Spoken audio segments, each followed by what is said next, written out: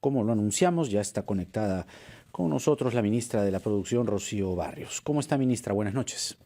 Buenas noches, Jaime. ¿Cómo estás? Un gusto estar contigo. El gusto también es nuestro. Preocupados, ciertamente, como todos, ¿verdad? La economía peruana se ha hundido en más de 40% en abril. Es un registro mensual histórico como uno de los más críticos, ¿no? El INEI ha reportado que entre marzo y mayo se perdieron 2,3 millones de empleos solo en Lima.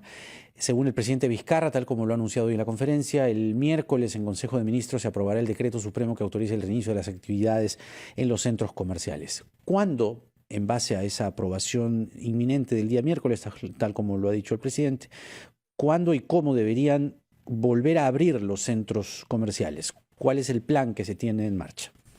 A ver, primero que nada recordemos que ya desde el día de hoy está autorizado el reinicio de actividades económicas en los conglomerados, en los centros comerciales, pero bajo la condición que se mantenía hasta el momento era puerta cerrada para el tema de producción y para el tema de venta vía comercio electrónico, ¿no?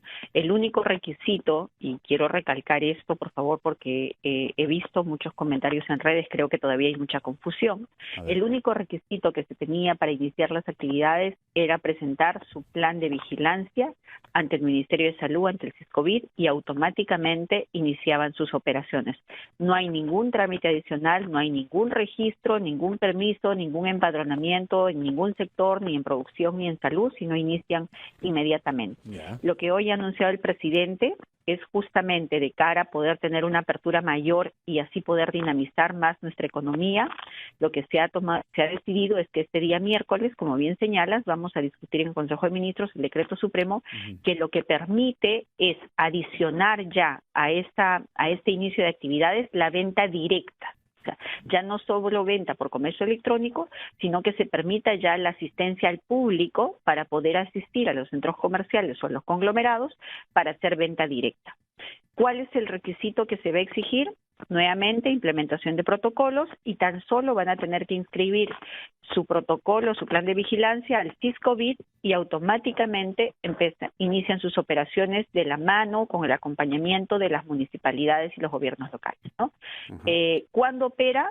Si aprobamos esto el día miércoles, que es lo que se ha anunciado el día de hoy, esto entra en vigencia a partir del día siguiente, entiéndase a partir del día jueves de esta semana. Jueves de esa semana sería entonces. ¿En qué regiones? Eso sería importante también tenerlo claro, ¿no? ¿En qué zonas?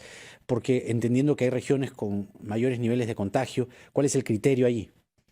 A ver, aquí el criterio es que se abra a nivel nacional, con excepción de las 8 regiones que en este momento están catalogadas de acuerdo al decreto supremo de la etapa 2 como alto riesgo, que son Tumbes, Piura, La Libertad, Lambayeque, las provincias de Ancash, ¿no? El Santa, Tacna y Guarmey, Ica.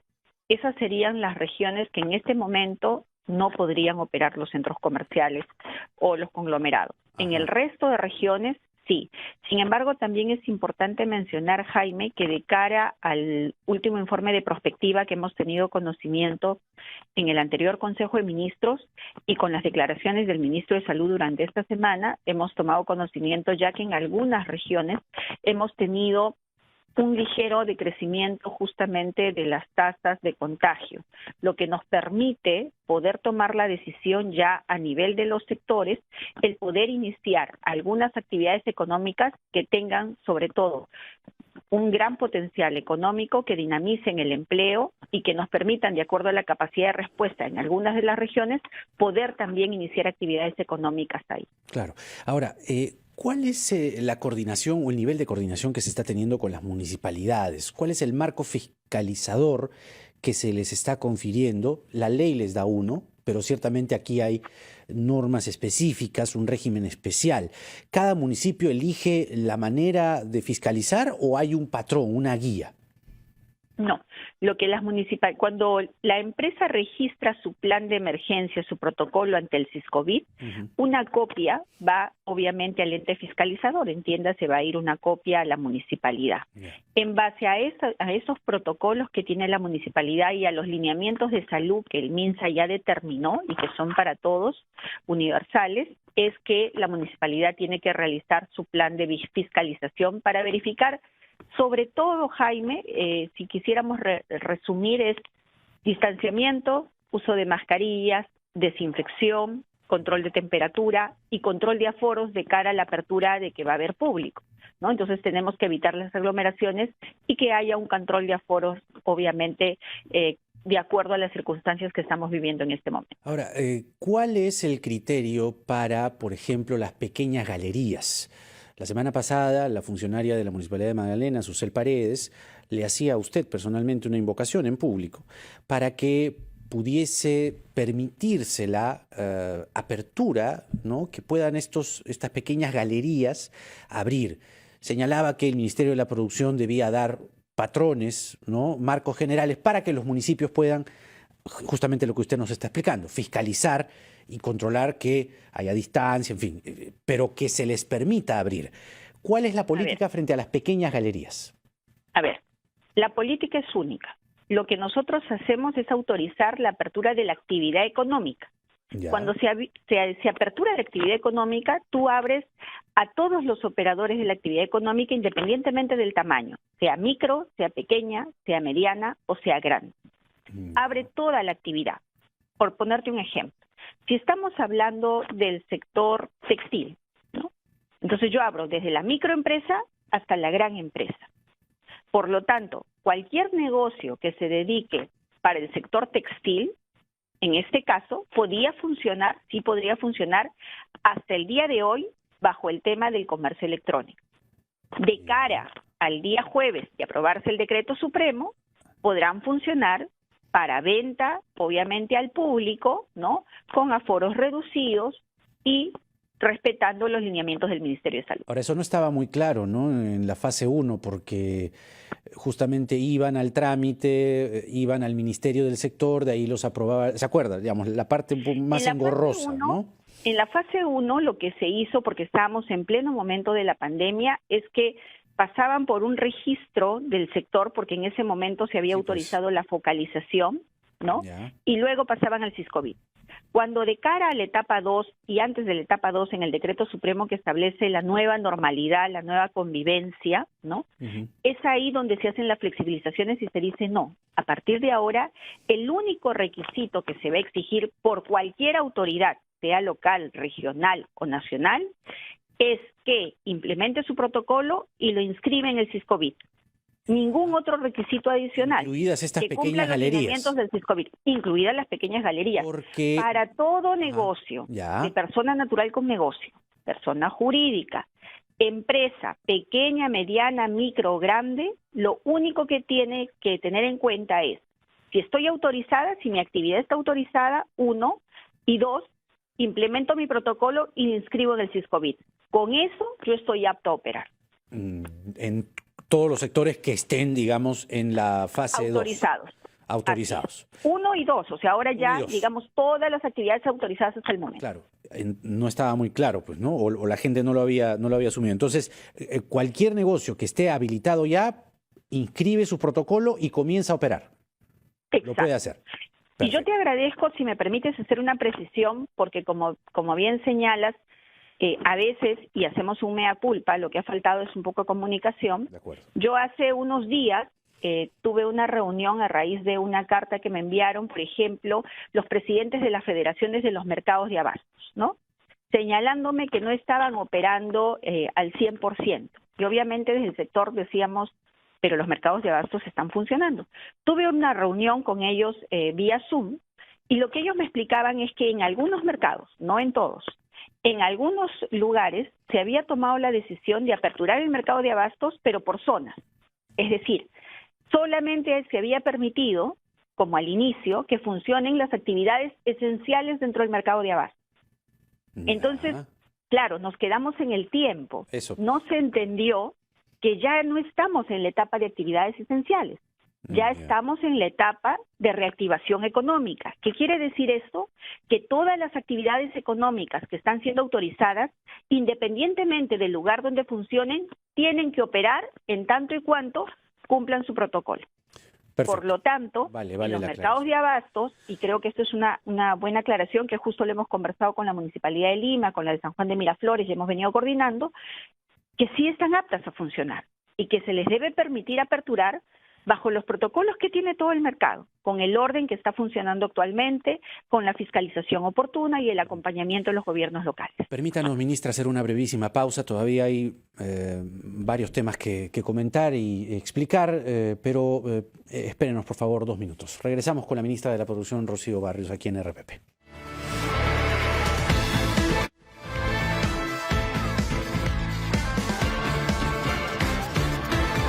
Muchas gracias. Bueno, esos son los proyectos pues que está emitiendo a lo loco el Congreso de la República, ¿no? Sumados, ministra Barrios, a otros más. Hay uno muy preocupante que está planteando, digamos, que no hayan plazos para las deudas de las financieras peruanas, ¿no? Hay un predictamen en el Congreso de la República en ese sentido y hay un riesgo inminente grande de que los ahorristas, ¿no? La gente, empresas peruanas, extranjeras, entendiendo sobre todo las microfinancieras, el capital de las empresas en grueso se constituyen allí, en las micros y las pequeñas empresas.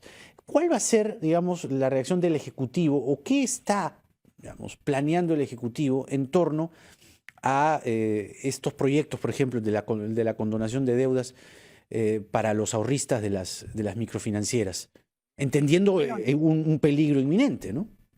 Nosotros apelamos a la que el Congreso en verdad enmiende y sea responsable al momento de generar y aprobar las normas. Parece que no va a enmendar, fíjese, acaban de lanzar otros 2. Sí, en verdad cada semana tenemos un proyecto nuevo de esta naturaleza, pero creo que es importante apelar a la responsabilidad, porque al final ese tipo de medidas lo que va a conllevar es más bien a perjudicar justamente a los usuarios, a las micro y pequeñas empresas, porque estarían poniendo en riesgo justamente a las microfinancieras. Podríamos generar efectivamente una inestabilidad del sistema financiero de esas microempresas, y eso es algo que debemos evitarlo. Yo espero y apelo a la responsabilidad del Congreso de la República de que analicen con la debida con el debido juicio, y más que con el debido juicio, con las opiniones técnicas que tengan que solicitar a los sectores competentes antes de tomar este tipo de decisiones que lo único que van a hacer es perjudicar nuestra economía. Estamos haciendo un enorme esfuerzo ya para poder superar esta crisis nunca antes tenida en la historia. Entonces, este tipo de normas lo único que hacen o lo único que van a generar es generar un caos, y eso es algo que no queremos. Ahora, eventualmente, entendiendo el peligro en el que se encuentran estas microfinancieras que componen el grueso de las MIPES, ¿el gobierno estudiaría, digamos, demandas de inconstitucionalidad, como en el caso de los peajes, para esta clase de normas? En toda aquella norma que obviamente quebrante el orden constitucional, pero más allá que quebrante el orden constitucional, también ponga grave riesgo nuestra economía, obviamente tomaremos las decisiones de defender dentro del marco legal que nos confiere para poder defender el orden que debe tener nuestra economía. ¿Cuál es la evaluación luego de 3 meses de emergencia de las MIPES respecto a Reactiva Perú? ¿Cuánto del total de recursos de Reactiva Perú ha ido o ha sido recibido por las MIPES? Porque de acuerdo a la data que está circulando es más bien la gran empresa la que se ha visto mayoritariamente beneficiada. A ver, de acuerdo al reporte que nos han emitido, lo que ha señalado es que si bien es cierto el 90% de beneficiarios han sido MIPES, cuando se hace una lectura de los montos asignados, obviamente ahí el porcentaje varía, ¿no? ¿Por qué? Porque obviamente la mayor capacidad de deuda se está teniendo para las más grandes empresas versus las pequeñas empresas. Esto ha originado que se haya hecho un ajuste dentro del programa Reactiva Perú, justamente para poder incluir algunos beneficios y algunos requisitos que puedan presentar las MIPES para poderse así ver más beneficiadas, y esperamos que en esta segunda etapa el énfasis y la incidencia va a ser justamente para ellas. Por eso es que se han flexibilizado algunos de los requisitos que se han puesto, para que en esta segunda etapa esperemos que esta cifra se revierta y que más bien la mirada sea hacia las MIPES. Y aprovechando justamente lo que mencionas, Jaime, en ese sentido también en esta semana nosotros estamos discutiendo discutiendo en el Consejo de Ministros lo que sería el programa Compras a mi Perú, que lo que va a implicar es una inyección de liquidez para las micro y pequeñas empresas, justamente para dinamizar su economía en los sectores que usualmente compra el Estado, como son el sector textil, cuero y calzado, metalmecánica, madera y plástico, ¿Cuál ¿no? es el Entonces, impacto que se está previendo allí? 85,000 puestos de empleo, ¿no? Ajá. Justamente para estos 4 rubros. Y es un paquete que estamos ya discutiéndolo con la ministra de Economía y que esperamos esta semana ya, dentro también del plan que hoy se ha mencionado de Arranca Perú, que lo que busca es generar 1 millón de empleos con una inyección de 6.000 millones. Lo que se busca es justamente sumar también en este programa a las micro y pequeñas empresas. Ahora, sigue siendo preocupante, sin duda, de lo que nos estaba diciendo en la primera parte sobre las regiones más infectadas, ¿no? Tumbes, Piura, Lambayeque, La Libertad y estas 3 provincias de Ancash. ¿Qué soluciones van a haber allí? Porque, digamos, las quiebras van a ser inminentes. A ver. Si esos espacios, ¿no? Porque los del norte pueden decir, oye, pero Lima es lo que tiene más contagios, ¿por qué no me dejan abrir a mí? En el caso del norte, de acuerdo al último informe de prospectiva, las regiones que aún mantienen un nivel de riesgo alto, que digamos todavía no bajan la R-1, tenemos en el caso de Tumbes y en el caso que todavía se mantiene neutro un poco es La Libertad. Ica en este momento está pasando un momento difícil. En el caso de Piura y en el caso de Lambayeque ya se está viendo un descenso, ¿no? Todavía pequeño, pero ya están descendiendo las cifras, y la idea es que en estas regiones, si bien es cierto, no se ha paralizado, por ejemplo, actividades importantes como son la agroindustria, o en el caso del todo el norte, no se ha paralizado la pesca, que es lo que nos está sosteniendo en estos meses justamente, la idea es identificar cuáles son esas otras actividades económicas, como por ejemplo, si hablamos de Trujillo, lo que es la industria de cuero y calzado, Por ejemplo, ¿no? Para poder permitir justamente... ¿están evaluando algo sobre ellos? Exacto, que empiecen ya sus actividades. O sea, sí podrían comenzar los productores de calzado en Trujillo. ¿Cuándo? Exacto. Esta semana estamos justo preparando la resolución ministerial para poder autorizar ya la actividad en esa región, para poder dinamizar justamente la economía, porque lo que tenemos que encontrar es un equilibrio entre la salud y entre, obviamente, nuestra economía. Es importante tener en cuenta que nosotros apostamos por primero mi salud. Esto va acompañado, ya en Piura se ha iniciado una campaña importante de primero mi salud, donde se está trabajando con los equipos de respuesta temprana, de respuesta rápida, que ya están llevando los medicamentos a los domicilios para hacer una atención más personalizada, una atención inmediata, y así evitar que los pacientes lleguen al hospital en un estado crítico, ¿no? Y eso es algo que se tiene que ir implementando en todas las regiones. Claro, junto a la economía, ¿no? Porque, digamos, no es solamente la salud, porque si no ellos dicen, oye, me muero de hambre o me muero de COVID, es un dilema espantoso, pero dilema y al fin y al cabo, ¿no? Recordemos además que son más de 90 días ya en cuarentena, entonces tenemos que ir ahora... Miren la avenida Grau, ¿no? Dinamizando, Estadio Nacional, iniciando actividades y más bien reforzar el tema de que tenemos que cuidarnos, distanciamiento, uso de mascarillas, lavado de manos. Solo quiero aprovechar, Jaime, a través tuyo, para poder clarificar otro de los temas que a veces tampoco se entiende o se ha difundido claramente. ¿Me permite antes la pausa? Porque me piden corte. Sí, tenemos todavía algunos minutos más para seguir conversando con Rocío Barrios, la ministra de la Producción, aquí en RPP. Venimos.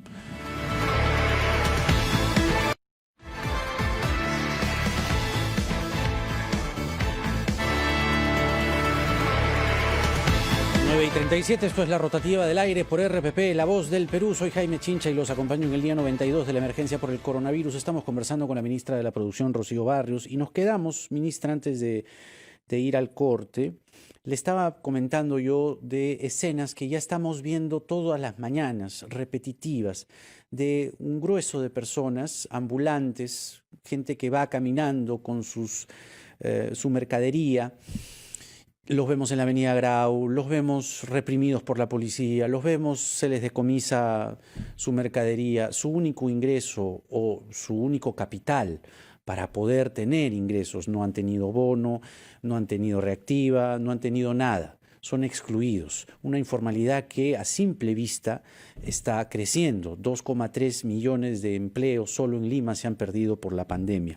¿Cuál es el mensaje que usted le daría a ellos? Acaba de señalar que las galerías pequeñas sí están incluidas, que hubo un error en la comunicación al principio con toda la papelería de la fase 1, pero ellos en este momento están en la calle y no tienen ingresos. ¿Cuál va a ser el espacio para ellos en esta reapertura? Lo primero que tenemos que mencionar es que es importante que desde donde nos encontremos y desde donde se encuentren, por favor, siempre recordemos que primero es nuestra salud. Lo segundo que debo mencionar es que de cara a esta apertura de venta directa y de reactivación de actividades económicas en las galerías y en los centros comerciales, muchos de los que están ahí van a poder regresar a sus puestos de trabajo. Nuevamente quiero aprovechar en recalcar, no se está pidiendo ningún empadronamiento, no se está pidiendo ninguna comunicación al sector, no se está pidiendo ninguna aprobación previa de listas por el Ministerio de Salud.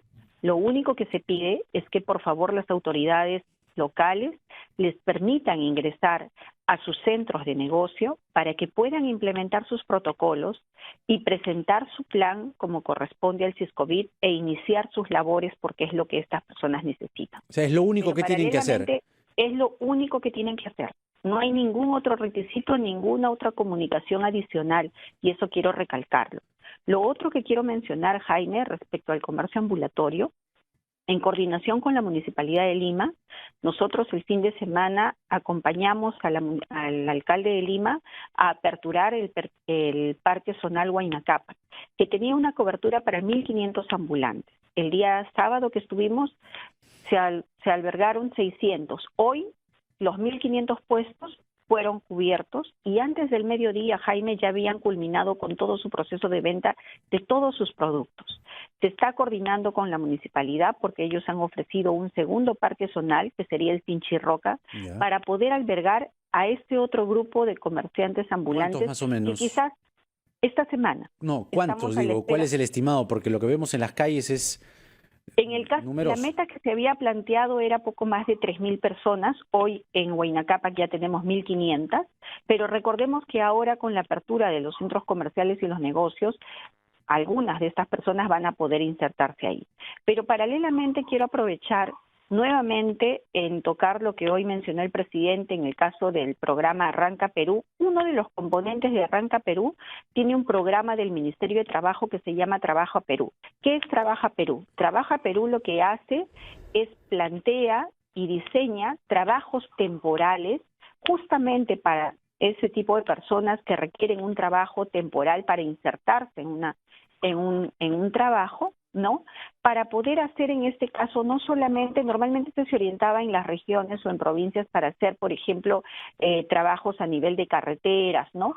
En este caso no, en este caso Trabaja Perú está planteando ampliar también para hacer trabajos distritales inclusive, lo cual va a permitir que en los distritos... ¿Y eso cuándo, perdón? ¿Eso, de trabajo? ¿Cuándo tendría que implementarse eso? Este miércoles estaríamos aprobando ya en el Consejo de Ministros justamente este plan de Trabaja Perú, que lo que va a generar son 226.000 puestos de trabajo. Ahora, ¿no? eso mediante, por ejemplo, un empadronamiento a las personas que están deambulando por Grau, por el Estadio Nacional, entre Santa Beatriz y La Victoria.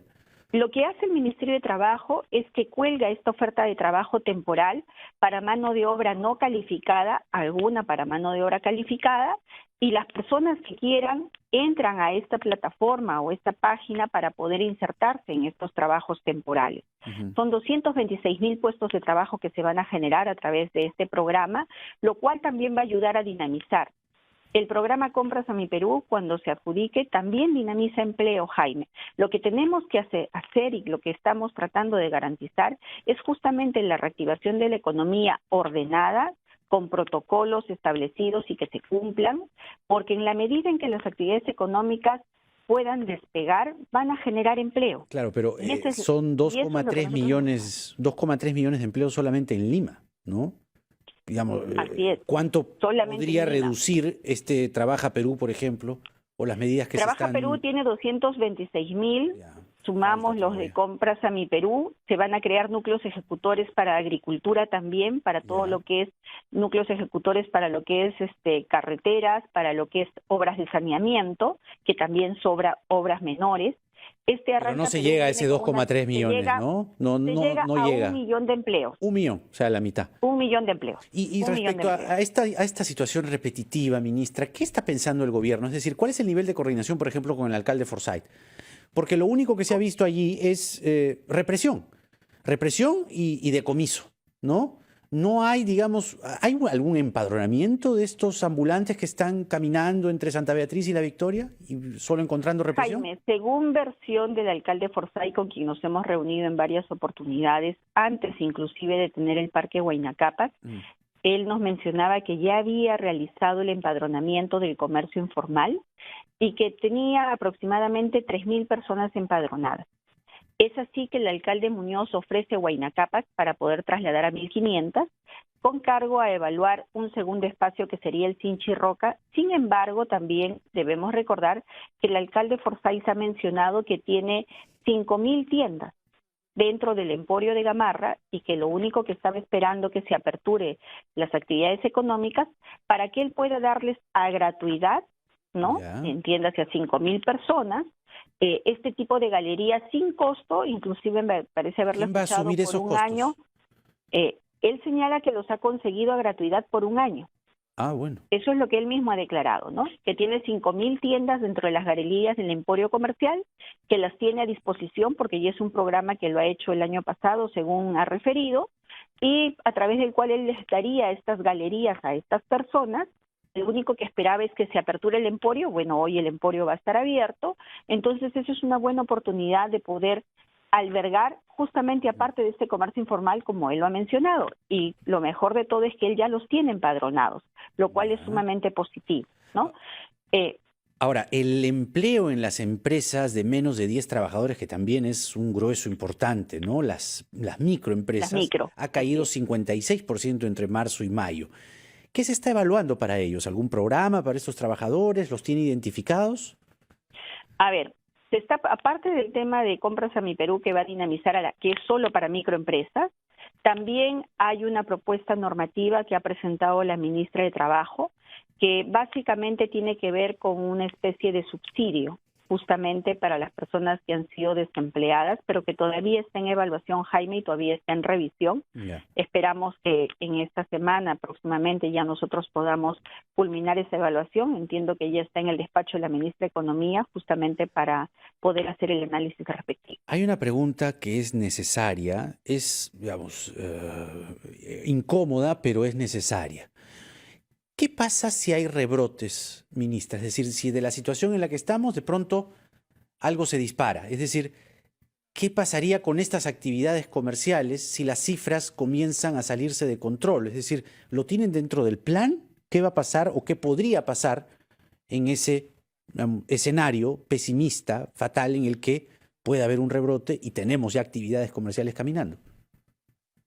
Primero, no es una pregunta incómoda, es una pregunta realista y necesaria, ¿no? Lo hemos visto ya en otros países.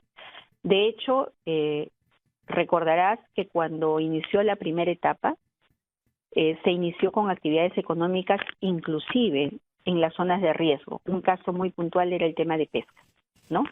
¿Por qué? Porque entendíamos, y ahí teníamos que sopesar justamente el criterio económico con el criterio de salud. Sabíamos que en la zona norte había un riesgo, efectivamente, en ese momento de contagio alto, pero también había un aporte significativo e importante al PBI de la pesca. Entonces, lo que se hizo es hacer protocolos sumamente más rigurosos que los del resto de las industrias para efectos de garantizar la cuarentena previa, las pruebas rápidas y moleculares periódicamente, para minimizar el riesgo en el caso de los pescadores industriales, ¿no? Si bien es cierto, se han mostrado incidencias de todas maneras, como en toda actividad, todavía estas incidencias no han sido exponenciales como para que el sector salud nos recomiende el cierre de alguna actividad económica.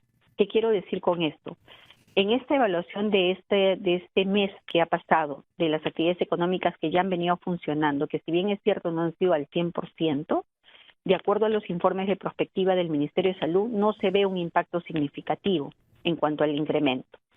Sin embargo... Todavía está manejable, pero puede ser con estas situaciones, estas escenas que vemos en la calle, ¿no? Sin embargo, obviamente, aunque te diré que en el caso del distrito de La Victoria, a diferencia de semanas anteriores, se ha visualizado una disminución en varios de los distritos de Lima. De hecho, hasta el último reporte, el único distrito que mantenía un alto riesgo todavía era, si mal no recuerdo, Comas, ¿no? En el resto se mostraba un descenso ligero. Sin embargo, nunca hay una posibilidad cerrada que pueda haber nuevamente un incremento.